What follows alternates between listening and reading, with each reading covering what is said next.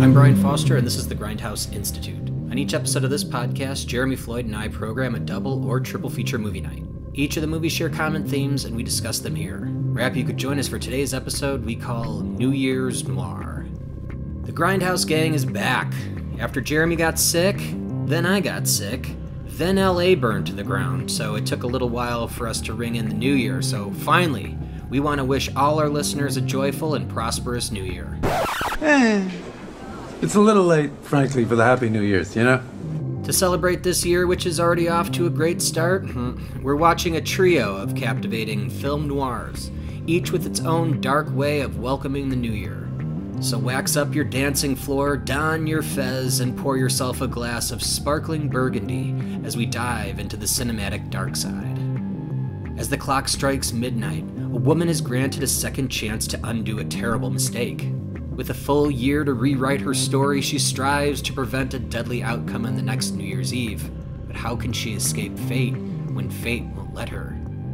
Lewis Hayward, Joan Leslie, and Tom Conway star in Alfred J. Worker's 1947 classic, Repeat Performance. Joe Gillis, a struggling writer, is down on his luck. He can't beg, borrow, or steal the money for his car payment. While dodging the repo men, Joe takes refuge in what he believes to be an abandoned mansion, only to encounter its eccentric owner, a faded Hollywood starlet and her devoted butler. She'll get him out of this jam. All she requires is a little script doctoring and some companionship. Hey, maybe this poor dope's luck's about to change. William Holden, Eric von Stroheim, and the legendary Gloria Swanson are ready for their close-up in Billy Wilder's iconic 1950 masterpiece, Sunset Boulevard.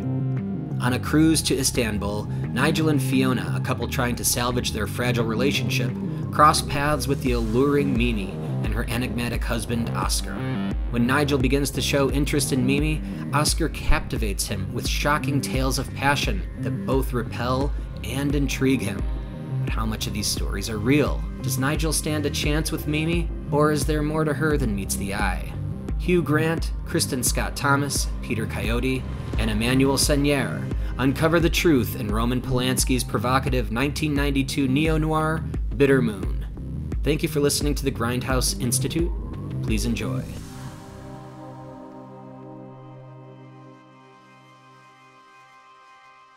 Do you remember being with me about 2 hours ago? Only somehow it was a year from now.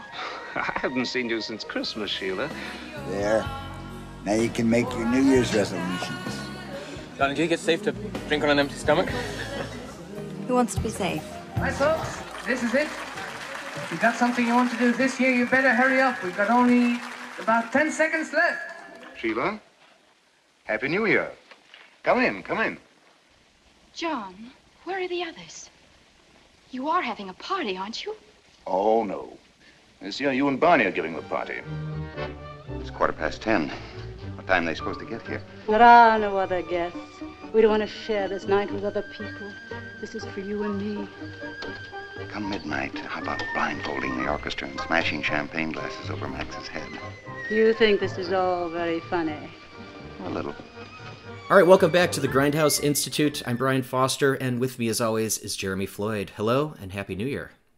Happy New Year. I'm so glad 2023 is over and ready to welcome 2024. This is still 2020, right? Are we going to 2021 now? Wait, it's not 2024? Oh, no! Jeremy just had a repeat performance.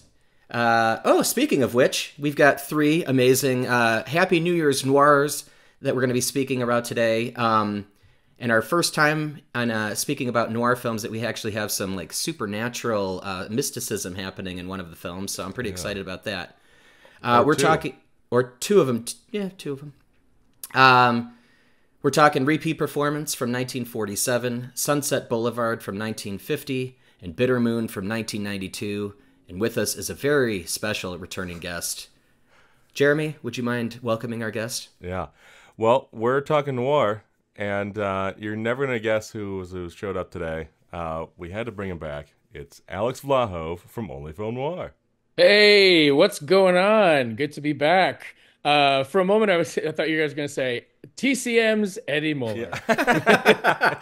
And then I click it on and he actually shows up. He's been waiting in the wings there. Yeah. He's actually very approachable. At the Arrow for one of the Noir fests, I just kind of like found myself talking to him about the Bay Area. He said something funny. He's like, I prefer Oakland bars versus San Francisco bars. And I was like, I always kind of liked him for just that little observation. So seems like a cool guy. Yeah. San Francisco bars are what, all Fernet and people staring at you oddly, and then Oakland bars are probably a little bit more casual. Yeah, you got a lot of bros in tech vests, Right. Yeah, I've been there, yeah. All right, so these are really good films, all have to do with the New Year's holiday here, so that's why we're celebrating here at the beginning of the new year. We could get into them if you'd like. Is there anything else we want to talk about? But we could just jump into repeat performance. Yeah. Only just, the way that these films ended up connecting were sort of beyond what we expected going into it.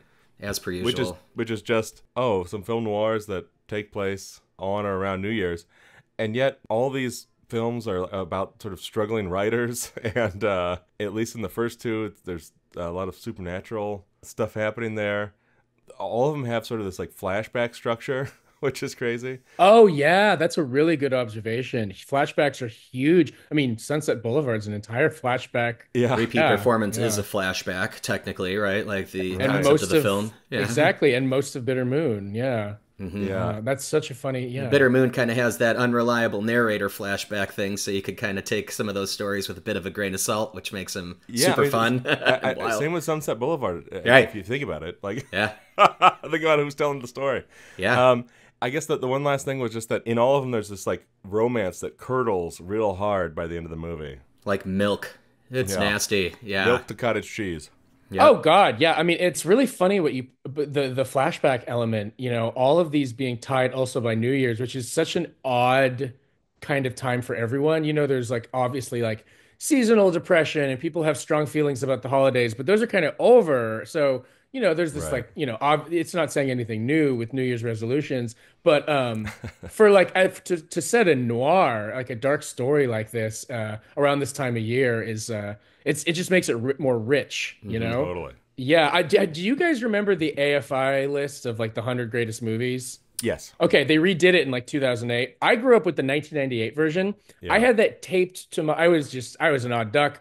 In fifth, sixth grade, I had it taped to my door, and I'd cross off all the movies. Nothing odd about that at all. Hey, it was a great way to like an early education. There's a couple I still like. I don't think I got to then. There was like just a handful, but I got through most of them. And as a kid, Sunset Boulevard hit really fucking hard. It was so even as a kid, just like legible in what was going on. And there are two other ties to that list from these movies. You got Peter Coyote because E.T. was also on the list. And, I saw that obviously as a kid. Right. Didn't need AFI for that one. Thank you very much, though. And I was always like, the guy with the keys, weirdo. But a fascinating guy. Really fascinating. And then Joan Leslie, she's in Yankee Doodle Dandy, which is like about George M. Cohan. And as a kid, I remember it's like one of the first biopics I'd seen. I was like, oh, that's a great, musical family. And she's fantastic in that. So it was really fun also to like, revisit that time of my life of like crossing things off of my door. You've had a bad year too, haven't you? A terrible year. It hasn't been good. I wish we could live it over again. I wouldn't make the same mistakes. I do think that the one thing you brought up was resolutions and New Year's and how that becomes like a time of, I don't know, reflecting on the last year. How can I change next year? What can I change? And I think repeat performance is exactly that. And this person finally gets that chance. And I thought that's why that story was so strong. Totally. Because you actually get that opportunity, Yeah, absolutely. She can relive that life and right all her wrongs. Only, to go the same exact direction. Has a whole other thing for her. It's very Final Destination, right? Like it's death is gonna come for you no matter what. It just goes in a different route. Oh, I love that fun. Isn't there a line in where he's like, William Williams says like, it doesn't matter the pattern, but as long as you wind up the same. It's one of the last lines of the movie. Right. Yeah. Destiny's a stubborn old girl, Sheila. She doesn't like people interfering with her plans. But we tricked her, didn't we? I don't think she cares about the pattern as long as the result is the same. Repeat performance. It's a Wonderful Life comparisons. I mean, they both... It's pretty crazy, right? Groundhog Year. Yeah. Yeah. Yeah. It's a Wonderful Life. They both begin up in the galaxies of the stars. I mean, It's a Wonderful Life. It's like angels talking to each other. Get Clarence. Yeah. Whoop. Yeah. Yes, sir. The stars look down on New Year's Eve in New York. They say that fate is in the stars, that each of our years is planned ahead, and nothing can change destiny. How many times have you said, I wish I could live this year over again? I think Muller even said in his intro about this show, or this movie, was that it is kind of the noir It's a Wonderful Life. Although I'd kind of call It's a Wonderful Life a bit of noir. It's got a bit of that in it too, but this one is a straight noir, but it has It's a Wonderful Life elements to it. Totally. Yeah. It absolutely. It's a Wonderful Life. I mean, you have Gloria Graham. You have especially when it all goes back. It almost becomes a sketch. At one point, George Bailey, he comes home all pissed off, and then he goes to the bar and gets punched by the teacher's husband, and then hits a tree. It's just like everyone's just mad at him for 10 minutes. Right. And this is do you guys know the book? Did you guys hear about the book this was based on? So it's the husband going. Okay, yes, I did hear about that. Yeah. It reversed for the film for as a vehicle for Joan Leslie, who was, I think, suing or had just recently sued Warner Brothers to get out of her contract. She's very unhappy there, so she goes to Eagle Lion and does a British studio, really did great noirs, and gets this leading role in a film. And I think they switched to give her a bit of a vehicle. So in the book, it's the husband reliving with a very toxic, abusive wife, but in this. And that guy in this, the husband, is Ida Lupino's husband. He's a South African actor. I think they got into producing together. But yeah, I think it really works. I think she's great in this, Joan Leslie. Oh, yeah. And this one, I don't know. I feel like this one was lost for a little while. Lost for a long time. That's also what Muller was saying in his intro, that there's only been crap versions, but now there's the one we saw, I'm assuming, is just pristine. Yeah. She was in High Sierra. That's where I know her. Oh, yeah, right.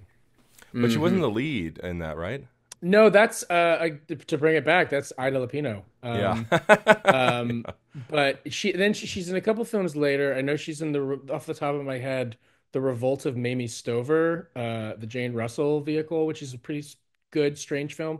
It's funny, Brent. I watched those intros and outros too. What he said about the playwright actress, how she worked a lot, but apparently she gossiped a lot and talked a lot of shit about her co-stars. Yeah. She would have been great in 2024. Yeah. So many characters in this. There's the poet who also, in the book, the poet is, I don't know how they would have identified then, but cross-dresses in the book, but they're William Williams because they're William Mary Williams. They're Mary Williams when they're wearing women's clothing, and they're William Williams when they're wearing. So that's why that character goes. Yeah, in the book, that's why the character goes to the asylum because of that fun shit. It's the 1940s. To cure their queerness or whatever. Right. Exactly. Yeah. So there's this fun queer element because the character in the film is kind of coded queer. A little. One could say markedly different from the other male characters. And also, he's the one that the whole cosmic shit revolves around in a weird way with the. He disappears and the year repeats. And at the end, he's the one that comes in with the surprise. Oh, that's interesting. Yeah. Very interesting character. Kind of dropped into this noir, from another era. I was confused on who you were talking about. I thought you were talking about the Tom Conway character this whole time. And now I get who you're talking about. Sorry. I was like, right. This is the guy who was the sort of aspiring poet who then gets the older lady sponsors him or whatever. But he kind of gives the exposition of the story too, right? Isn't he the one that talks about the as long as it ends up the same, the pattern can be different? Isn't that who said that? Right, exactly. Okay, exactly. Got it. Yeah. That guy, Richard, the poet. So these are two actors. Tom Conway is interesting because he was never quite as famous as his older brother. Oh, what's his name? From All About Eve. Yeah.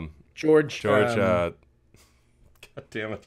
George Sanders. Thank you. And Tom Conway, I think, had kind of a very alcoholic, tragic, and from what I remember. But I know he was in that, all the horror movies, right? He worked perfect in all the Val Lewton movies. Yeah, exactly. He was in Seventh Victim and Cat People for sure. Cat People. Walked with a Zombie. He was great in that. Yeah. He even had his own franchise at one point, like a Thin Man type. But I really like Tom Conway, and he's good. Yeah. John Friday, he's great name. Yeah, great name. Yeah. So, did you guys ever watch Knight Rider, the 80s show? So, Richard Basehart, the poet character, he is the narrator. And so he had a long career, and this film apparently People loved him like when this film came out. Producers, they moved the premiere to his hometown. They thought, this guy pops, this random poet character. They gave him third billing because, and he really does. He seems like the most modern. Him and Joan Leslie, I'd argue. Yeah, right. he had a very long career. Yeah, it's wild because, you know, through different parts of the movie, we get all these different characters kind of stealing the spotlight, stealing the show. Like, you know, there's several moments where Lewis Hayward, the Barney character, is really the focus of everything, and you know he's got so many great lines, and then like his whole, you know, transformation. Oh, there's another one. Jeez, like when he was paralyzed or semi-paralyzed, that kind of ties into our Bitter Moon. Yeah, totally. Peter Coyote Peter character. Coyote, yeah, exactly. Kind of thing. You know, but he has these huge bombastic speeches and whatever, and then, you know, obviously Joan Leslie is the star of the whole thing. Tom Conway, like you were talking about, he's in the movie a lot less, but the spotlight is drawn to him. You know, totally. I mean, it's like it's wild how almost ensemble this movie feels. Yeah, totally. Yeah, and Norma Desmond, I would also include in the, well, not in a wheelchair, paralyzed in other ways. Yeah, the reclusive, agoraphobic stuff. A lot of noir deals with people against the system, right? You know, a corporation, a government, just like wrong man falling into some sort of situation. A system you can't get out of. It's weird that the system in this is cosmic fate. You know, just for a noir, like playing with this existential grid that you're up against is a very fascinating wrinkle, and one that is like very rarely explored at this time. We've never touched that in this show, right? Or at least on our noir programming, we've never touched anything that got into the cosmic and supernatural like this. Unless we were talking the horror, you know, horror. Right, films. totally. Well, and yeah, because this one plays. We talked about It's a Wonderful Life, but the first thing I thought of was like, man, it plays like a Twilight Zone episode, because it's like, it's New Year's Day, 1947. Like, she goes and grabs William Williams after killing her husband, and like, you know, she's like, I can't believe I did this. You know, he was like, all right, I'll help you out. They run up the stairs together to go look at the body, and all of a sudden she's by herself. Yeah. And then threw me off. And then she opens the door, and she's at someone else's apartment. And she's redressed, right? And she's dressed differently, exactly, the whole thing. Oh my God. It was such a good, well, because she took off her coat to sort of reveal the older dress or whatever. That was awesome, yeah. And that whole thing of like, you know, her head spinning, and she doesn't confide in anyone except William Williams, and he's like, okay, yeah, I believe you're doing this. You know, he just kind of rolls with it. It's wild. Yeah, totally. He's such a great, so many films have these characters, this like sympathetic queer friend character. So many like through film history. But he falls in with that older woman, and that itself is another parallel to these films, right? With like, you know, William Holden and Gloria Swanson, and then even Bitter Moon, the age difference between Peter Coyote and Emmanuel. I don't know how to say her last name. Senor, yeah. Senor, I have no idea. Mimi, right? Is that Mimi? Yeah, Mimi, yeah. Who, by the way, I didn't realize was Polanski's wife. I didn't realize, but they've been still married. I didn't know that. Yeah, yeah. Romantic, isn't it? Yeah, indeed. Spend it. Beware of her.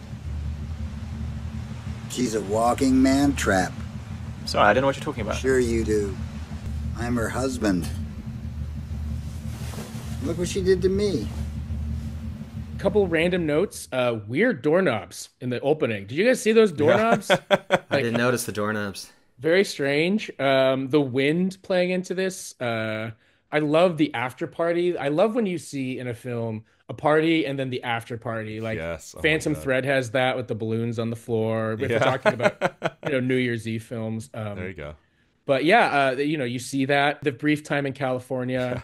Oh my God, how great was that line introducing that they're going to California? Because, you know, Joan Leslie's trying to escape her fate in New York, and she's like, "Fuck it, let's just go to California. There's no way fate will catch us over there." And then, you know, her drunken husband Barney is like, "Yeah, California is wonderful if you're a grapefruit." Yeah. He was so miserable by that beautiful pool in the sun. I was like, dude, come on. Put a smile on your face. I don't think I like California. What's wrong with it? It's a wonderful place. Yes, Sheila. California is wonderful. If you're a grapefruit. He's drunk through so much of the film. Yeah. Hammered. That fall is very man. impressive. Yeah. But soft. What light through yonder window breaks? It is the east, and Juliet is the sun. The line I wrote down I really like is, do you remember being with me about 2 hours ago? Except it was a year from now. It's a strange film. It's also a Thanksgiving movie. It could be a Christmas movie.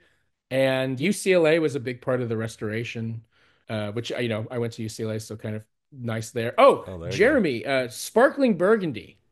Sparkling burgundy wine. Similar to champagne, it has a fizz. I found this online. It's not really popular anymore, but it's still produced in New York, Australia, South Africa. The cold duck was a trendy U.S. drink in the 60s and 70s. Have you ever heard of the cold duck? No.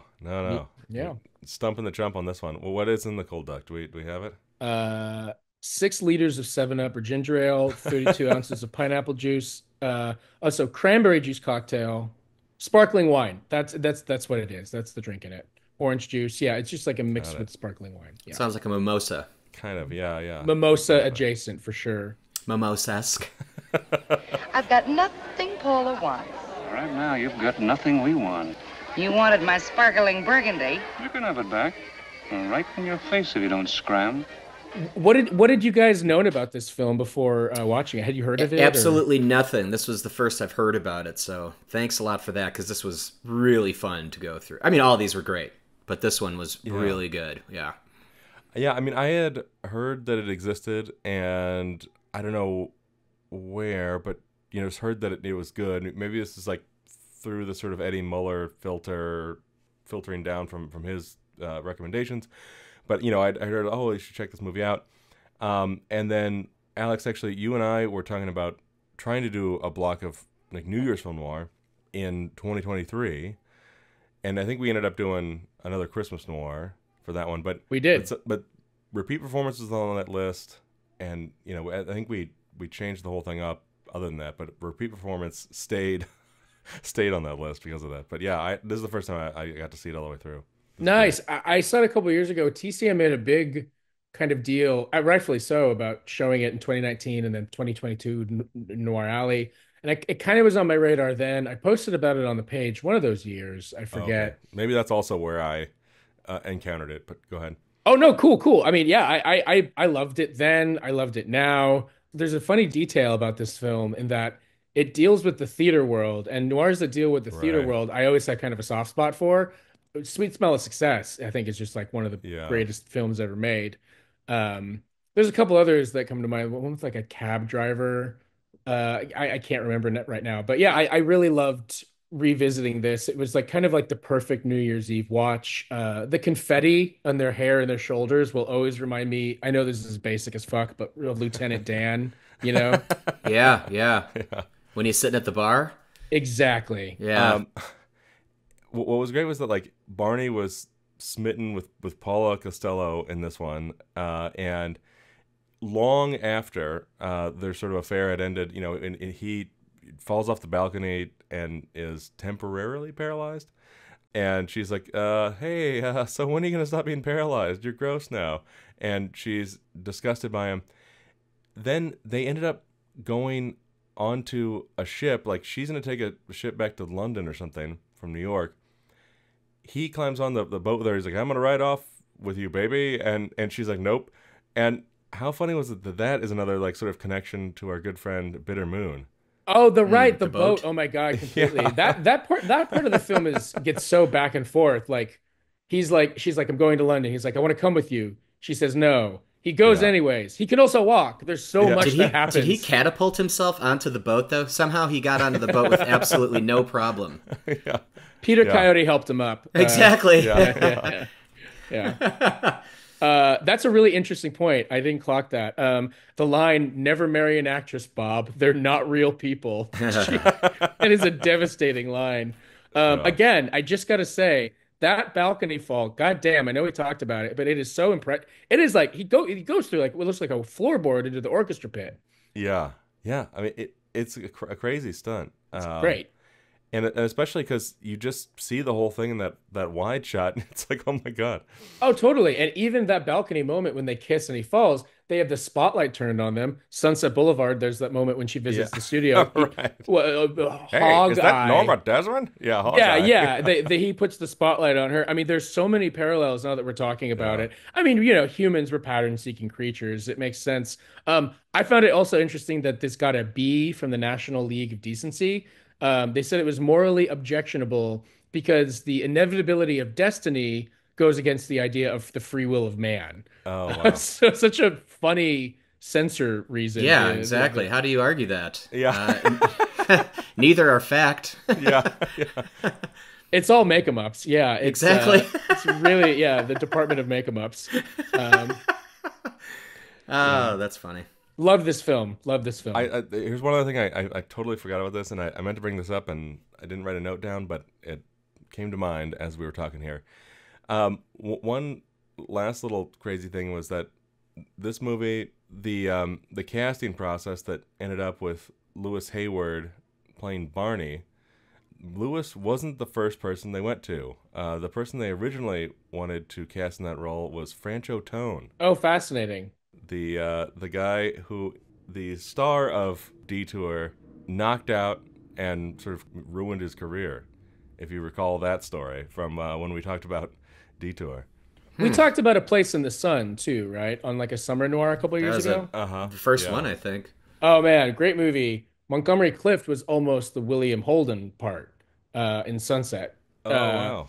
But I think didn't want to do it because he was having an affair with an older actress, and thought that the parallel art was imitating life there. 100%, 100%. After that, I drove down to headquarters. That's the way a lot of us think about Schwab's drugstore.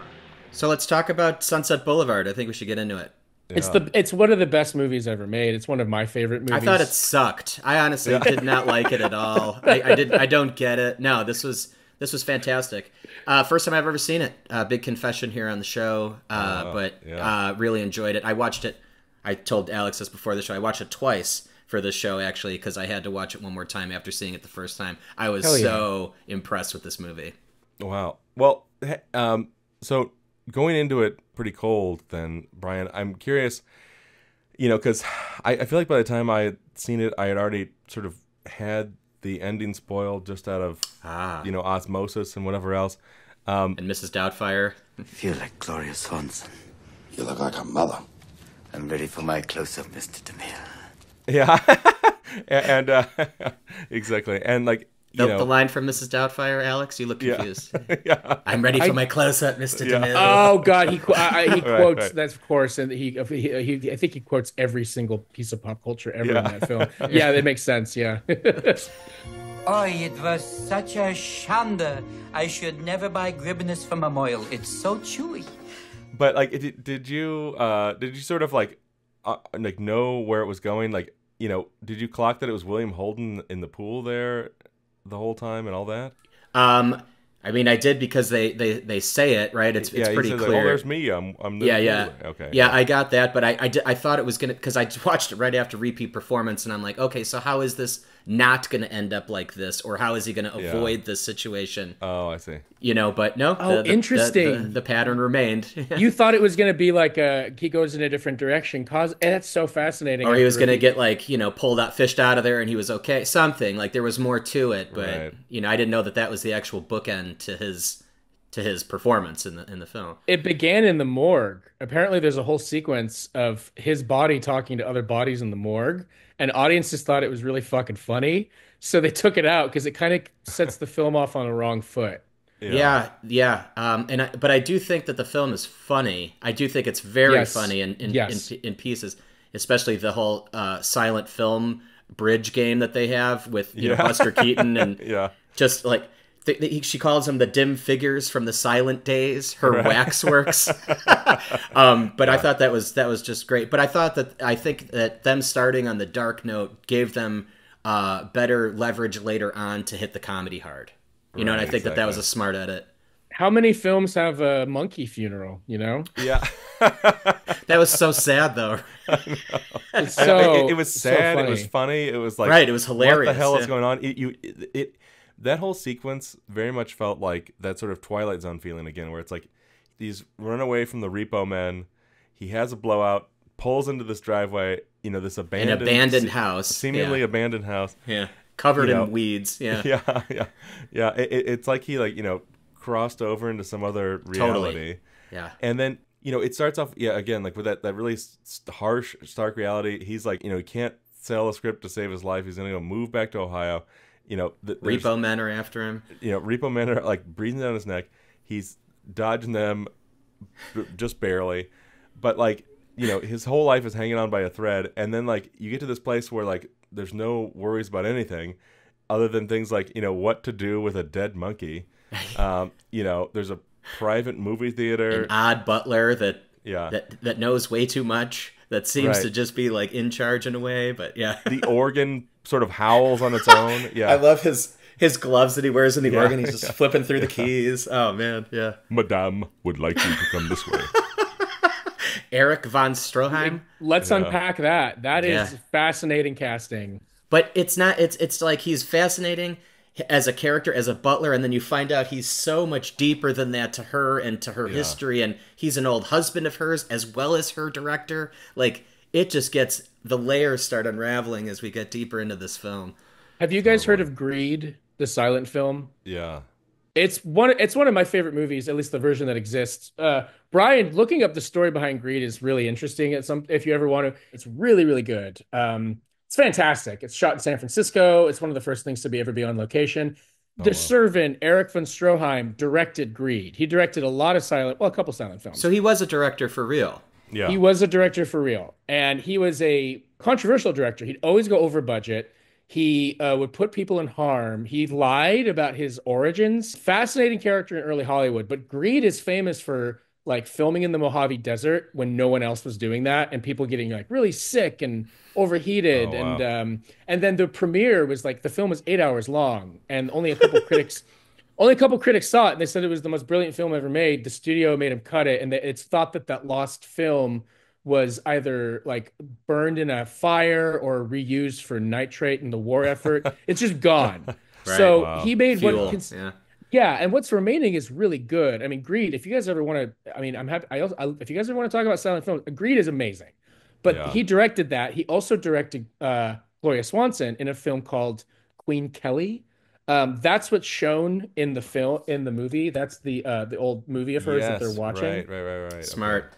So this truly was a meta before meta became a Hollywood thing, right? With movies. I mean, this is a satirical look at Hollywood in general, and it's you're on the inside, especially with DeMille showing up, right? Cecil B. DeMille actually shows up and has a full scene, several scenes, right, with Gloria Swanson. Yeah. Yes, and von Stroheim got fired from Queen Kelly by Gloria Swanson, and they hadn't seen each other much until they made this movie, so there was weird tension on set. It works. It really works. It really works.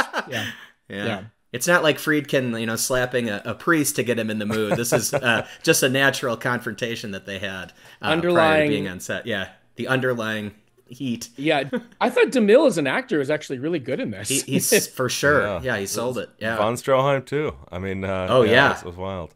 Yeah, Hedda Hopper, the famous columnist, showing up at the end. I mean, it's so inside baseball, and at the time. Could you imagine being living in Iowa? You see a couple movies a year. If you see this, you feel oh wow, I am getting Hollywood. You know what I mean? Totally. Yeah. It must have been such an inside look. I guess it's why Mark Maron's podcast was so popular early on. It was an inside look at all these comedy feuds, right? So you're suddenly you're seeing Buster Keaton again, and all these old stars pop up or be referenced. Yeah, man, it's just layers on layers of public imagination. And Brian, you said before we started, you think this is a horror film. Oh, 100%. Yeah. Well, it's a gothic horror film, or gothic noir, I'd say, for sure. Yeah. I mean, it's got the haunted house or big scary house, not necessarily haunted. It's got the odd, it is butler. Sort of haunted. I mean, it's haunted totally by the ghost of Gloria Swanson. Yeah. Right. Yeah. It's her past roles were haunting that place, right? What's that? I said Norma Desmond is what I should say. You're right, yeah. The Norma Desmond, her old characters, and she's going to make this triumphant return at some point, but those characters still haunt this house and haunt her. And, oh, man, and she can't leave. I mean, she can, but it's she can't leave until Bill Holden gets there, right? I mean, she doesn't really go out into the world anymore until She has her, I don't know, side piece, I guess, or her trophy husband. Well, because he's sort of this catalyst that sort of, helps, bring something out of her. Yeah. There is a version where she can make a return, but not to play a 17-year-old like she was hoping in this horrible script, supposedly, that they worked on. But, she could do the idea of, as he says at the end, there's something tragic about being 50 unless you're trying to pretend you're 20 or something. Yeah. And, if she would, like play a role for a 50-year-old or something. And unlike, who was it? Was it Buster Keaton? Somebody had sort of a famously strange voice, and they were a huge star in silent pictures, but as soon as they added talking to those pictures, the voice like threw them off. And it's more or less made fun of in Singing in the Rain, if you remember that movie. One of the characters has this like very like funny, like almost Jennifer Tilly in Bullets Over Broadway type of voice. It sounds like she's been sucking helium. Olive, when did you get interested in acting? Hey, listen. You think I came to this town to swing it around in a chorus line? Tits and ass, tits and ass. That's all they care about. I think John Gilbert is the one that's famously attributed to, but it's kind of been overblown by history. It's one of those like, there's a lisp in parts of Spain because the king had a lisp, and that's like, it sounds historically accurate, but it's been, and then Singing in the Rain, I think, exacerbated it. I mean, Babylon's also about this. I love Babylon, except for the very, very ending. I was so thrown by like that the montage, but I love that. Yeah, a similar trod territory. Clara Bow, I think, is often cited as who Norma Desmond is kind of modeled after. Mary Pickford, who famously was very reclusive. I mean, I don't know if this was so direct since she worked into the talkies, but there's a little bit of Greta Garbo. The one that I learned about doing some reading about this was Mae Murray, who I wasn't really that familiar with. She was famous for the beehive lips. And she was doing like reviews in her 50s, acting like she was 25, and was critiqued for it. So I think there was like, she's sort of like a amalgamation of all these tragic figures into this horror character. I mean, there's one shot where she's like behind the screen looking down. You know what I'm talking about? The zoom in on her. You there. Why are you so late? Why have you kept me waiting so long? That felt like a 70s giallo shot. I mean, it is I love this film. It is a horror film to me. There's like vampiric elements of inviting inside and staying. There's like mad scientists, there's ghosts, there's so many readings. Right. I also, we also were talking about this before, the influence this has had on David Lynch. I mean, Twin Peaks The Return. I mean, it's have you guys seen The Return? Mm-hmm. Okay, great. So yeah, when he's in the hospital, it's, I think, well, Dougie, Kyle MacLachlan's, when his like, or I guess Cooper's, when he's like under the alter ego, whatever his brain he's is in this scrambled, whatever Lynch thing is going. There's something in the electricity, like he like puts the fork in the outlet, and that kind of, and then I think a TV clip of literally DeMille saying Gordon Cole, who's Lynch's character name, and obviously in the show, that like wakes him up. I mean, Sunset Boulevard is so deeply entrenched in his work. Mulholland Drive can be seen as like they're both named after streets in LA. It can be seen as a counter. It comes up other places that aren't coming to mind. It's a little bit of Lost Highway.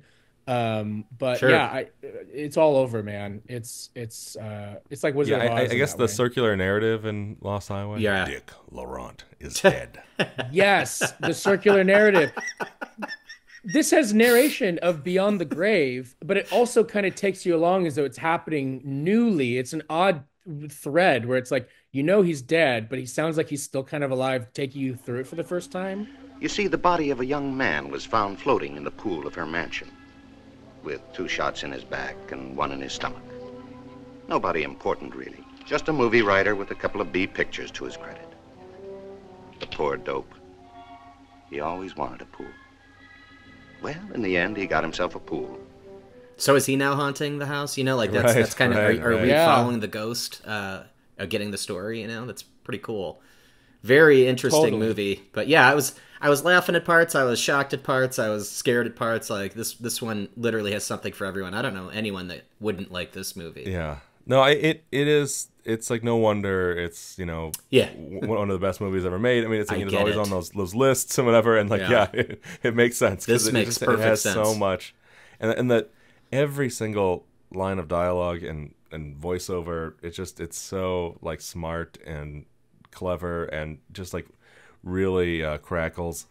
It's a little bit of that Twilight Zone thing that we talked about, where it's like, passing the threshold, or the obviously like, just that he's narrating from beyond the grave, that's one thing, but then like, him just going to this netherworld of yesteryear movie stars. Once he parks that car in that strange garage, it's all different for him. Yes. It's right. Yes. It operates the way that, like The Haunting or Dead of Night. all these types of movies. Exactly. Like operate where as a horror movie, where in the gothic horror the house itself contains something, and Jack Torrance going to the hotel, or the one woman going to the house in The Haunting, it brings something out of the house and creates something different because of her presence there. And it's like, no, you are the caretaker. You've always been the caretaker. Is sort of, you are the gigolo. You've always been the gigolo,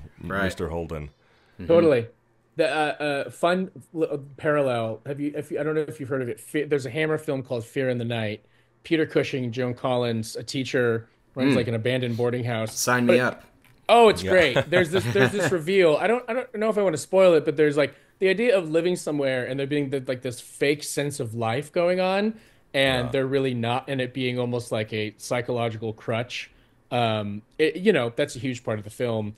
The love letter, the fan mail being sent from fans, being actually written by the servant, is A, so sad, and B, that was von Stroheim's idea to the plot. He added that. Oh. Wow, he just wanted to be the enabler here, huh? Oh yeah, he wanted to feed into that shit. It's such a sad, absolutely. I'm sure it had like a positive, or like he meant well when he did it, and he wanted her to feel good, but that was not helping her situation in the least. Right. Totally. and how crazy, he was the original. I mean, like, his story is so sad too. He was the original Joe Gillis, and like, he was the first of 3 husbands, and then William Holden's the new side piece, and but he was so slavishly devoted to her that he had to stay even after she wanted him gone, and so he stayed as a servant, clean the drawers of her new husbands. Yeah, that exactly. sucks. Yeah, this is the room for the husbands. He was he was in his own little torture chamber. Yeah. If you need any help with the coffin, call me. His office had black patent leather, which I thought was such a weird little kinky detail about it. Like, whose office has walls of black patent leather? There's also a moment, I mean, not to go back to David Lynch, but it begins on the road, right, with like the lines of the road, Lost Highway. Ah, yeah. Right. There's a moment where you look at this overstuffed maximalist house, and there's this eerie sound behind it. You think it's score or soundtrack, but then there's a comment like, The wind gets in that blasted pipe organ. I ought to have it taken out. that's so funny. Yeah. Right. And there's a moment in Blue Velvet where they're in the car, Laura Dern and Kyle MacLachlan, and there's like organ behind them, and then they drive away, and it's revealed the organ's coming from a church behind them. And it's just such a funny little moment of diegetic. It's almost like a diegetic music pun. Billy Wilder's doing that in 1950. Yeah. That's crazy. I'll teach it a better tune. There's some lines in this. Norma, I haven't done anything. Of course you haven't. I wouldn't let you. I mean, that's terrifying. Yeah. And the exchange. By the way, who's this other actress? I always forget her name. She's still alive. Nancy Olsen. Nancy Olsen. Thank you. When he says to her, "May I say that you smell real special?" And then she says, "Must be my new shampoo." I'm like, that sounds like a Billy Wilder line. Like, you could put that in The Apartment or Some Like It Hot. Right. There's so much to talk about with this film. The opening shot was done with a mirror placed on the bottom of the swimming pool. Oh, I was wondering how they pulled that off. So they didn't go underwater for that, then, you mean? Yeah, no, it was a mirror placed at the bottom. Smart. Man, very that's smart. creative, right? Yeah. And that is Holden is 31 in this, and I know even by Wild Bunch, he drank a lot. That is a rough 31. He looks I like was gonna say looks older. Yeah, he does. I mean, the shot of him in the pool at the beginning is downright terrifying. I mean, that's a straight up dead man that you're looking at, and they don't cut away from that at all. It is just a hang on this dead guy for a while. Totally, okay, he's dead, but he's talking to us. It really lingers on him. I remember again as a kid, it was like, oh wow, this is way darker and more interesting than I thought it was going to be. You know, black and white films, especially when you're like in 5th, 6th grade, it's like, okay, you know, and at the time there were few that passed the litmus test of being very interesting to me. And then there were others that just didn't for whatever reason. No, this one sucks you right in. Sucked me. This and The Third Man were the ones I really remember from the list being new. Yeah. Like I didn't hear about them as much the way you did like It's a Wonderful Life or Casablanca. I was like, oh, these are like fucking cool movies. I also had to bring up the, you know, showing the title of the movie within an actual frame of something real, like the Sunset Boulevard street sign or the street paint. It reminded me of like They Live when he's going through and it's painted on the wall. You know, like I think a lot of that stuff is really strong and it already sucks you right into the world you're in. You know, it's already becomes tangible, or what you're watching is real. You know, or it gives you that sense. Yeah. Frances Ha at the very end. It's the punchline of the film. Her mailbox cuts off her name. So yeah, it's I love when films do that, man. yeah, it's really clever.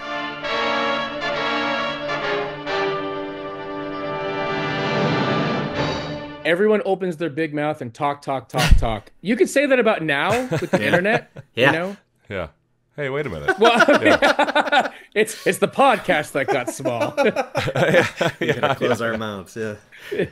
So speaking of like the opening and like the dead guy in the pool, this is a question I guess for Brian. It's like, you know, it kind of occurred to me this time around, you know, so William Holden is sort of ripping the Band-Aid off. He's doing the Harry and the Hendersons, get out of here, nobody loves you, to Betty Schaefer, in the house, and he's trying to, you know, he's sort of expressing his shame with all this stuff, and then also trying to push her away, because I don't know, he just realizes like it's not gonna work, and he has to move back to Ohio and all these things. But while he's doing that, he like goes and like, you know, he's like, hey, you know, when whatever Jack Webb gets back in town, you guys can come swim in the pool here. And he goes and like flicks on the lights, and he's like, look, there's the pool. And like, you know, this time around, like watching, I was like, oh, I wonder if that was supposed to be a misdirect at moment where you're thinking, oh, is Betty Schaefer going to be the one that kills him out of some sort of jealousy?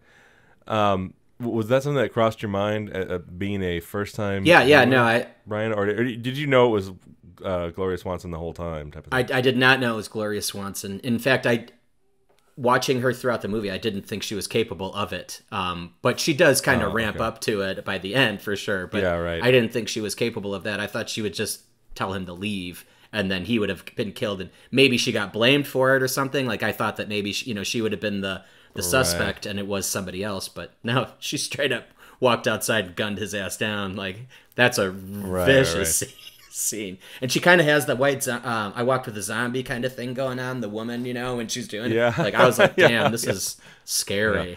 Oh man, and there's a very obvious and one that I just didn't think about before, but like the opening of Repeat Performance where she's gunning down her husband there. It's like, you know, in this one, same kind of shot, right? You know, gunning down her lover. I mean, person face down and whatever, whether it be a pool or a hotel room, you know. Him being shot, the choreography, again, Billy Wilder is such a good rhythmic director. And William Holden's a great actor too. But, I mean, I think, anytime I see him in something, I always really enjoy him. But he's walking with his suitcase out. He's leaving. He gets shot once. Not to bring up topical news, but I not that I seek this stuff out, but that footage of the United Healthcare CEO moment, that first shot, the guy keeps walking. He almost like doesn't know what happened, which I think is very true to life. Yeah, you can't feel it right away. Yeah, you don't feel it right away. I think it takes you off, like takes you. You go into shock. Yeah. Yeah, you almost like, oh, what's that? Again, Mulholland Drive. Something jumped up and bit me in the ass, right? The bullet through the wall. So you don't know. He gets shot. He doesn't know what happens. He keeps walking. He gets shot again. Clocks what's happening. He reaches for his briefcase to be like, no, I'm still going to keep going. The third one sends him in the pool, and he does this fantastic twist It's so I actually rewound it and watched it several times. I'm like, it's so perfect. It's almost animated, you know? Totally. Yeah. I just want to touch on the cruelty of when he says that there's another woman. There might be another woman. Her line, "Some car hop or dress extra." It's so condescending. And then Nobody leaves a star. That's what makes one a star. The actual so since this is the New Year's Eve episode, we do I think have to unpack the cruelty. Oh, yeah. Why did we put this one in here? Well, okay. I think this is something that happened. God, I mean, maybe it feels like something from early 20th century when things get desperate for someone to say to another. I'm sure it still happens. It's probably the worst thing one can do in a relationship to say, "I will end myself if you leave." That is like torturous and just like a human perversion on the level. It happens. Like incest, I mean, it is a human, and murder, it is a human perversion that happens, and that's why it's in film noir. So she does that night, and the whole, like, the thing of the musicians mustn't know is so sad, but he goes in for, this is why William Holden's a fucking bastard in the film. Not only is he trying to seduce his friend's wife, but he goes in for the kiss, and I assume that they fuck that night on New Year's Eve. Did you guys get that vibe? I feel like, because they cut it, fade away. Yeah, the classic film language. And the next morning, ellipse. And it's not the next morning, but the next time we see them, it kind of fast forward in time a little bit. He's a lot more comfortable. He's getting out of the pool, and they are a lot more comfortable with him being almost naked in front of her and all these things. Like, so it definitely seems to imply that. Yeah. That is such a dark plot choice for there to be sex and death on New Year's Eve so closely intertwined from her deeply unwell, cruel decision, and then him just like very sadly going along with it, but like torturing each other.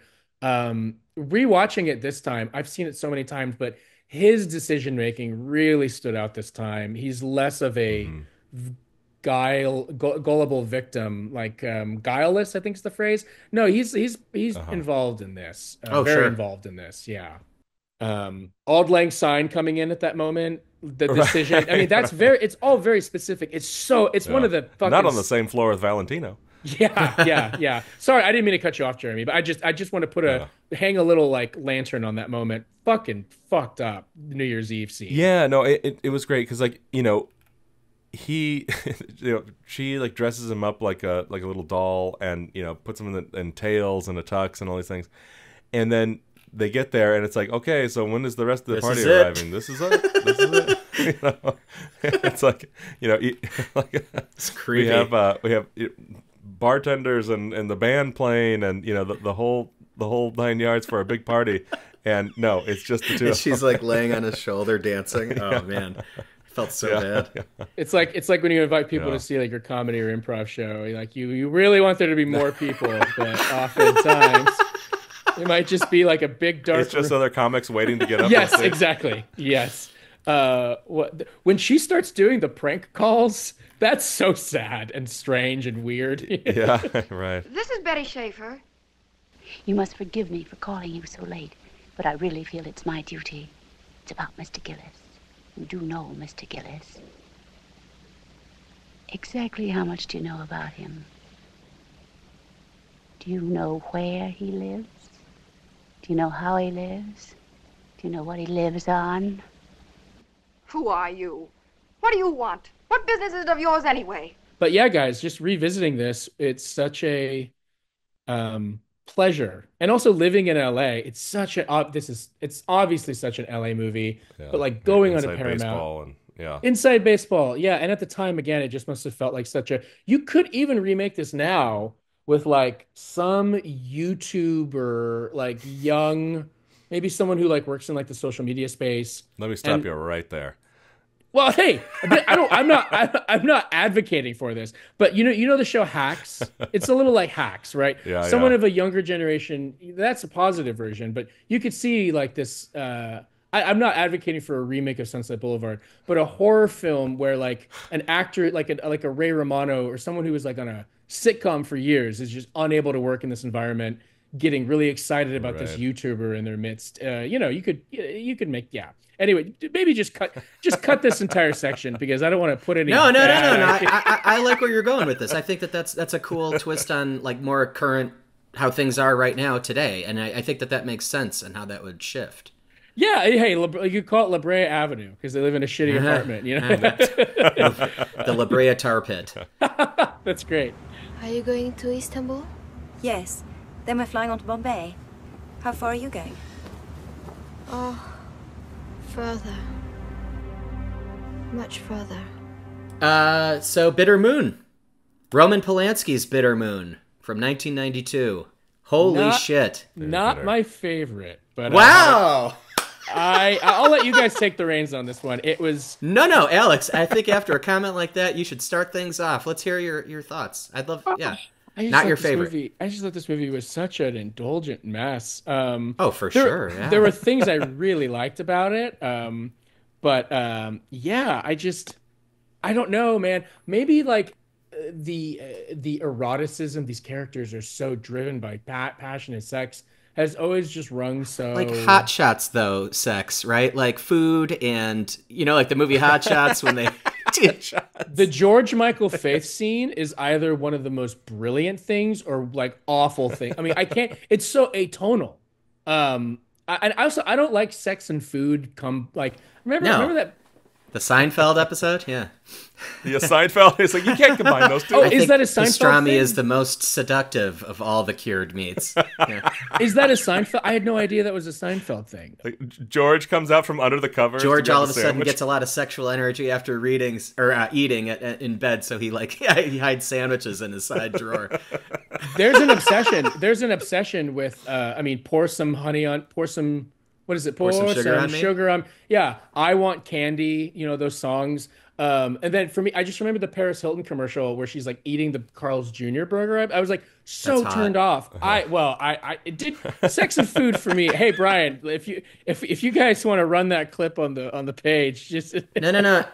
I think I brought it up earlier. This movie I think is really interesting. Tonally, I think it's all over the place. I think when we're in like the Hugh Grant and Kristen Scott Thomas stuff, we kind of get like a reality that we can actually grab onto. But once Peter Coyote starts getting into Hugh Grant's ear, telling him the stories of Mimi and all of this hardship that they've gone through and why he's allowing her to go find some new sex slave on New Year's, why he's okay with this, I think we have to get into the mind of Peter Coyote's character, who is so outlandish, right? Like he's this extreme eccentric millionaire, billionaire, or acts like it, but he's not, right? At least a scion, Yeah, right. Exactly.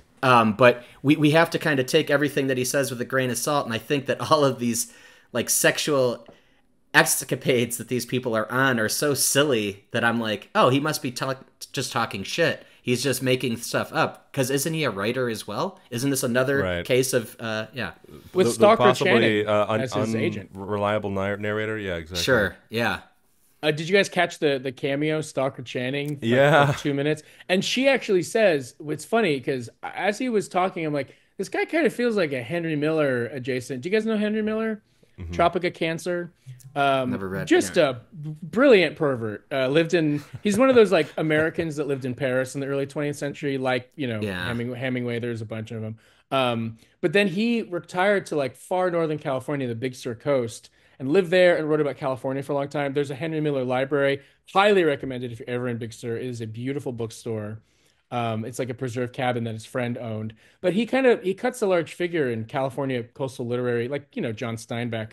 But he wrote about like fucking nasty shit and reminds me of this guy. I mean, he lived in Paris. I mean, I think that this is a Henry Miller kind of a riff. So she says his name. I mean, I think if it's in the text, there is something you're kind of pointing to it. Yeah, and he's talking about Hemingway too, and that whole thing. I mean, and a romanticism for a far-flung time or whatever. I guess that kind of taps into some of the things that Sunset Boulevard was tapping into with the silent era. And yeah, it there is the sense that the Peter Coyote character may be somewhat of an unreliable narrator. Although, who knows? I mean, both of them are there. It's not like he's telling a story about someone who's and not she's there. not denying any of it, right? She actually backs some of it up. And she's also wanting to play this game too. So this is a really weird game that they're playing, I think, more than anything, right? Yeah, it's part of their whole kink thing, but it's odd because the Mimi character seems to, or at least up to a certain point, really love Peter Coyote. It you know what it is? It kind of reminds me a little of the Max and Gloria Swanson story, where it's like I don't want you around anymore, but I need to be around you, so I'll do whatever you want me to. You want me to cut my hair and humiliate myself and all these things? I'll do it. But speaking of some of the perversions and things, I think there were moments played for sexiness, and then there were also moments played, sort of for humor. You like the part where she goes down on him and the toast pops up. Yeah. Yes, that's very funny. It's funny. It's it's like, come on, so it's funny. Like, yeah. It's like,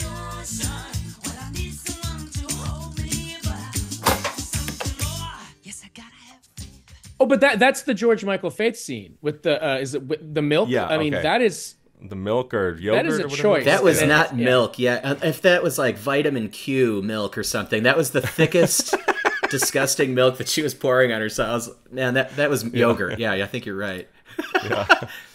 That was the Hot Shots stuff I was talking about. Like they might as well have been frying eggs on their stomachs, like how they did it in the movie. I've never actually seen Hot Shots. I got to see Hot Shots. And you call yourself a movie fan? No, I do have these like huge big blind spots. Every once in a while, something comes up. I gotta say, I love Charlie Sheen comedies. Should we totally throw a wrench in our Alex Vlahov guest appearances and do a Hot Shots double take? Maybe Hot Shots and Hot Shots 2. Maybe a Naked Gun in there for. Right. I would love that. That would be great. I mean, okay, so if we're talking about, 90s, you got Kristen Scott. I mean, just because of Hot Shots reminds me of Charlie Sheen. 90s stars, I guess 80s star. You got Hugh Grant, Kristen Scott Thomas. Mission Impossible. Kristen Thomas. Right, Mission Impossible. They're also in 4 Weddings and a Funeral, which I think is a very good rom-com. Mm-hmm, right. And at one point, Hugh Grant has this line that I wanted to say there's things in this that are actually good and funny, like the toaster scene, or Hugh Grant saying, "I still have no idea why you're telling me all this." Yeah, I love that. It's like, why? Very funny line. Yeah, exactly. Why? Why do you keep telling me this? And then there's why do I keep listening? There are choices that I'm like, okay, the spinning on the circus ride and the "I love you" hand moment. That's so corny. I started laughing. That's kind of what I mean about some of the things that, calls into question, like, how much of this, are we to believe? I mean, just because, it feels very, very pat, or, it's like, is that really how it would happen? Oh, unreliable narrator. That's a really interesting point. It's like a Rosie. And also the her line, dancing has to come from the heart. My heart is broken. And it's like, come on. Abandoning a pregnant woman on a plane is one of the most specifically cruel things I've seen in a film. Doesn't Eastbound and Down have a thing? He abandons her at a gas station. Probably. Yeah, I mean, so I haven't seen that in many films, but like, especially a pregnant woman. Anytime I see that, I'm like, oh, that is nasty. That is a really interesting wrinkle. I forgot she was pregnant at the time. Is that when she cut her hair and he sent her away and feigned sick and got off the plane? Just let her go. Right. Yeah. And like, again, there are funny choices. Like, I do think the guy she meets on the boat is so comically sleazy. You know what I mean?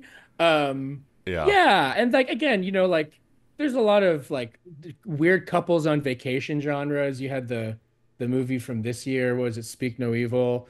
And then you have like a little bit of Triangle of Sadness, Sickness on a Boat. Like, there's weird echoes in other movies from this, but it just never really came. The Conformist, the Italian film, when he's watching his wife dance with her. I love that twist, that she ends up seducing the wife, not him. I think that's such a great surprise. That was a cool twist, yeah. But I thought that I feel like they ran out of pages and just needed to end the film, and so Coyote just pulls out a gun and kills himself and Mimi. Like, it was just, I don't know. I don't think that was the kind of ending I would expect from that film. Yeah, you're like wondering, like, okay, where is this going? Like, if they pull off their master plan, like, is it just that you know, he gets to watch Hugh Grant, you know, bone down. And do his they do wife, it again on the next or- cruise ship? Is this like their continued? Yeah, exactly. Like this is like part of their thing. Because he can't do anything anymore after Mimi literally ripped his spine in half at one point. That was brutal. Yeah, so let's talk about that scene for a second. So, you know, Peter Coyote, you know, fucked up coming out of a club, and he's like, you know, super horny. Like one of the two chicks he was with, like, ran away, and he like chased after her. He gets hit by a bus or whatever. Great car hit, by the way. Like really nasty. well directed. Yeah, really nasty. Yeah. Yeah. The violence is awesome in this. Yeah. The brain squib at the end on him too. I was very impressed by the two moments of Peter They Coyote. just blew a hole out of the back of his head. Very impressive. The two moments of Coyote violence are pretty great. Mm-hmm. So he gets hit by the bus. He's in the hospital. It's like, oh no, my leg is shattered or whatever. But he seems to be fine otherwise, or he's not indicating that he's paralyzed in any way. And then Mimi comes to see him, and you know he's like, "Get out of here! I don't want to see you." Blah blah blah. And then she's like, "Okay, fine." And like she like throws his ass off the bed or whatever. But that is what broke his spine. Is that the idea? I mean, it looked like he had pins in him all over. So if he was basically nailed to this bed or nailed to this device, if she pulled him off, I would say that there would probably be some irreparable damage happening on the inside. As someone that stupidly broke his arm this summer, fully healed, all good. But I just know that if I re-injured myself in that first month, it would have A, been so painful, and B, caused much worse damage to permanent stuff. Yeah. So and then you'd end up like Peter Coyote and wearing your seersucker suit and your fez. And making sure your girl was finding new men for the New Year's or women. That's right. Yeah, that's right. And going around, you know, making people uncomfortable. Like, oh, you're not uncomfortable with cripples, are you? And then everyone's like, oh. And he's like, I'm just gonna crash your table then. God, he was probably the worst individual. I couldn't really get behind him or Mimi in this one, to be totally honest. I think that's what the biggest problem I had with this film. There was no one I was rooting for throughout this entire thing, and I just felt kind of gross watching it. Very uneasy throughout the whole thing. Well, it is weird because it's like sort of latter day Polanski is channeling, you know, sort of peak Cronenberg with like making you uncomfortable with their really perversions good way and to put it.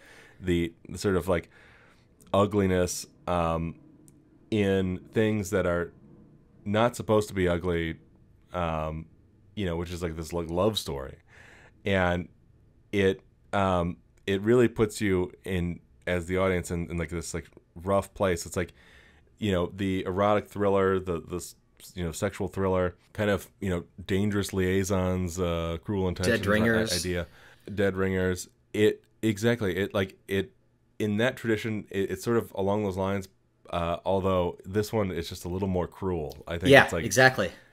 And that's why I think the jokes don't really they land because they're funny, but they also land because I'm just like ha ha ha ha funny ha ha ha ha ha. Oh, this hurts. Totally. Yeah. Totally. And then, you know, you just like, you know, you don't get enough out of the Hugh Grant, Kristen Scott Thomas thing, right, to sort of make the, you know, poisoned relationship of Peter Coyote and Emmanuel, however you say her name, land in the same way. And I think maybe that's part of what you're responding to there, Alex, where it's like, what is it that you're supposed to cling on to as an audience here? Like, you know, right. As much as you question or dislike the motivations of the William Holden character in Sunset Boulevard, you understand him at a certain level, and then, you know, you sympathize with certain things he wants to do, and, you know, the way he wants to pursue his career, and he's like, oh, he can see this thing with Betty Schaefer happening, and it can work out. He can just make this thing work, and then he'll leave Gloria behind, and happily ever after. Whatever, happily ever after. But like in this one, you don't even see through the tunnel of like what it's supposed to be. Is like, you know, Hugh Grant just gonna get laid, and you know, is that where we're going to? Because like, you know, it's interesting because like the title, it occurred to me way later because there's these two different couples we're watching on this thing, and it's like a curdled version of a honeymoon. It's the bitter moon. And you know, both Hugh Grant and Kristen Scott Thomas, they are having their own marital problems or whatever, and you know, they seem to be a couple that are not meant to be together for more boring reasons in that they don't like Right. each other. And then Not the toxicity of the Peter Mimi Coyote- and yeah, the Mimi and Oscar thing where they are just poison for one another, and death for one another, and literally become death for one another. Yeah. And the title's great in that sense. I love all the failed writer stuff in this, and how the guy is not content just to live in Paris and have a good time and whatever else. He's a writer that doesn't write, and she's a dancer that doesn't dance. I found that kind of interesting. Yeah. And in that sense, it is really tied into the William Williams character in Repeat Performance, the Joe Gillis character in Sunset Boulevard. With Joe Gillis, at least, he apparently had written in the past, but hadn't been hired in a while, and according to the coverage that he got, it wasn't working out. But unlike the other two characters that are struggling writers, he wasn't going to write to eat the Peter Coyote character. So it's like, his problems with the writing were of his own making, much like his relationship problems. Exactly. Interesting. Yeah, that's great. Actually, to tell the truth, I should be going. I don't think I've fallen overboard. You'd have made a very good analyst. Not many men would have listened to so much for so long. Yeah. Well, anyway, thanks for the drink. One thing I kind of liked about Bitter Moon in like an alternate timeline universe is that this was almost James Woods. It was supposed to be James Woods as the Peter Coyote, and I thought could see that. I could totally see it. Like, sure. Yeah. You know who was originally thought of before James Woods and before Peter Coyote was Jack Nicholson, apparently, for this. Oh, I can also see interesting. that. Yeah. That would be a different movie. Wow. That really would be. I do think this would pair well with Eyes Wide Shut, a movie I like quite a bit and like much more. It looked really good. It had the same DP as Once Upon a Time in America, Tenino Delle Colli. I'm sure I'm messing that up. Vangelis did the score. Yeah, the score was really fun. Yeah, I was not. Guys, I thought the score. I thought it sounded like. I thought it sounded like good. MIDI files, MIDI files. Remember those? Sure. I mean, that works for some people, but to me, I always think of Waiting for Guffman, like the keyboardist, like in the, or no, the guy playing all the instruments. I don't know. There's just something about the, I guess that in my mind, it's just associated with like amateur theater. Anytime I hear the MIDI score type. Yeah. No, I don't really have anything else on this movie. Thank you for taking me through this experience of, me having to watch this. Hey, we can't win them all, right, Alex? Some of them are going to be a little bit more bitter than others, and I think we found one for you. At least we had Sunset Boulevard, which is, I think, universally looked at as an absolute classic. So we had a big winner in there. Yeah, and Repeat Performance has become another favorite. Yeah. But hey, last thing. Apparently, Christopher Nolan likes this film. Just want to mention that this has come up a couple times. Yeah, he likes Bitter Moon. Yeah. Well, he likes it because it's, about 20 minutes too long. That's funny. I thought you were going to say it because of the realistic portrayals of women. Yeah. I guess we didn't touch on this one was the New Year's Eve thing, which is like where Mimi seduces Fiona in that one. And we see Peter Coyote in the fez. Yeah. That's his best look. Yeah. Man, it also occurred to me like later on, I was like, damn, like Peter Coyote looks busted in this. And it's like, oh no, that was like, that's part of the character. Cause like, earlier in the flashbacks, he looks a lot better. He looks great.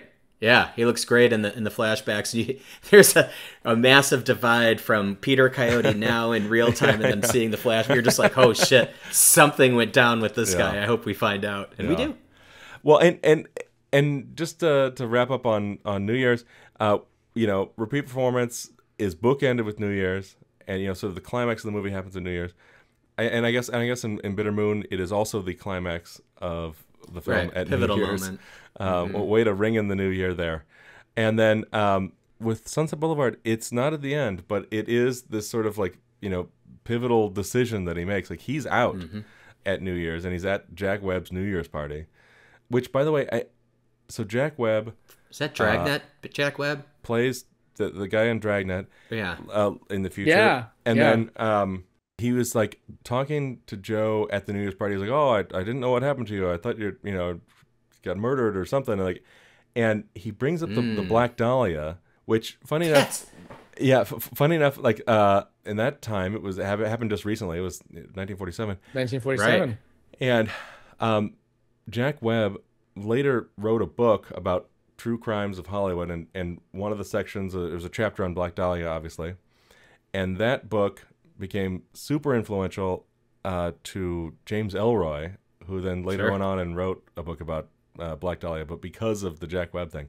Oh, fascinating. What a cool connection. And it was funny that like he brought it up in the film, like his character brought it up in the film in Sunset Boulevard.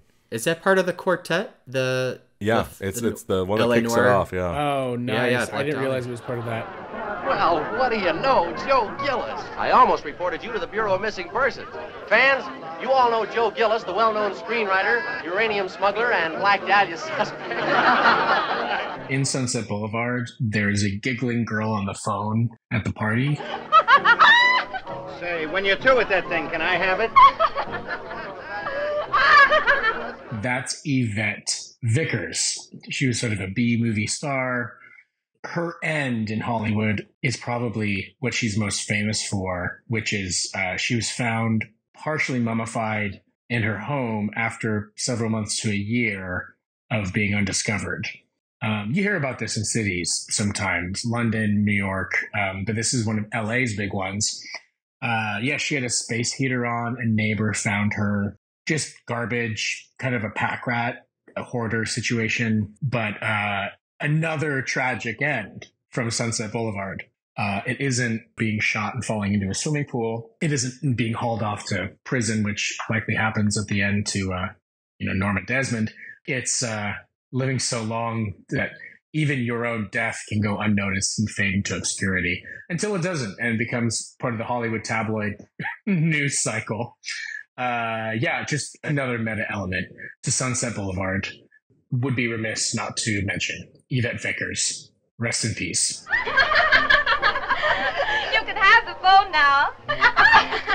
That's the fun part about Sunset, is that it has this tie to real life. It's a satire, right? Like it's like you said, inside baseball. Yeah, and I think that the reason Bitter Moon didn't jive for me, again, there are parts I really, really liked, and I'm glad I saw it, but it had this kind of like, where is this going? What is going on? It totally has that. Whereas the other two are so hermetically sealed. Sunset Boulevard is, begins at the end, it has the cycle, and then Repeat Performance is literally a loop. And like I'm hopefully trying to do here, and we started talking about Repeat Performance, bringing it right back to Repeat Performance. This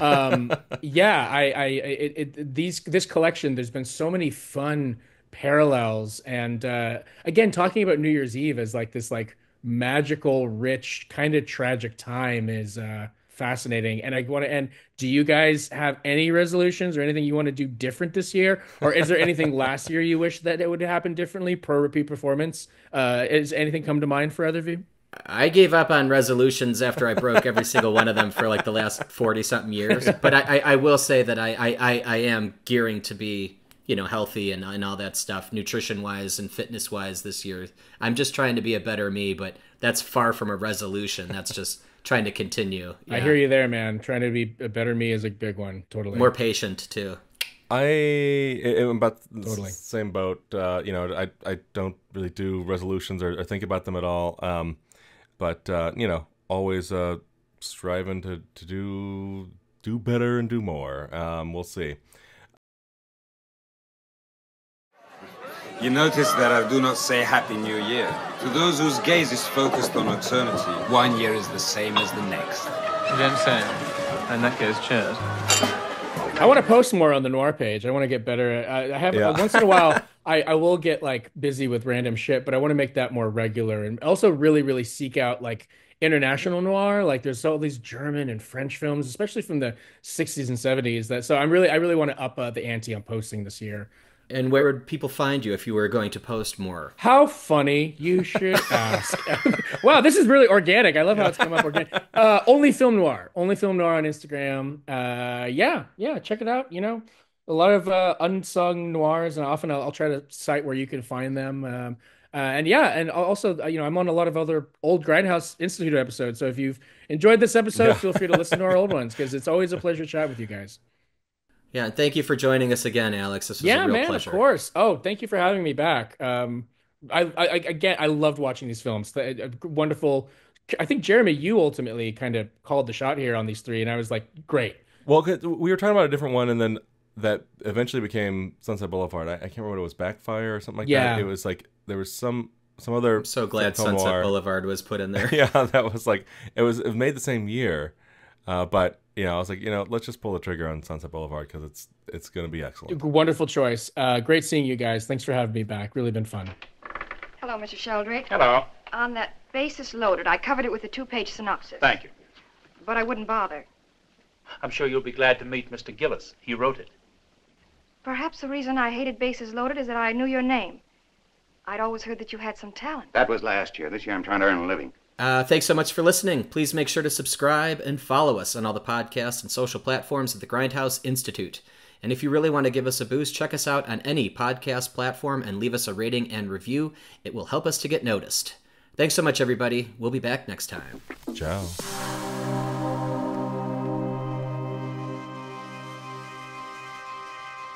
Tonight was New Year's Eve again, and I was frightened. But I'm safe now, John. You needn't be worried about me. I'm safe. Well, Happy New Year, Sheila. It could be,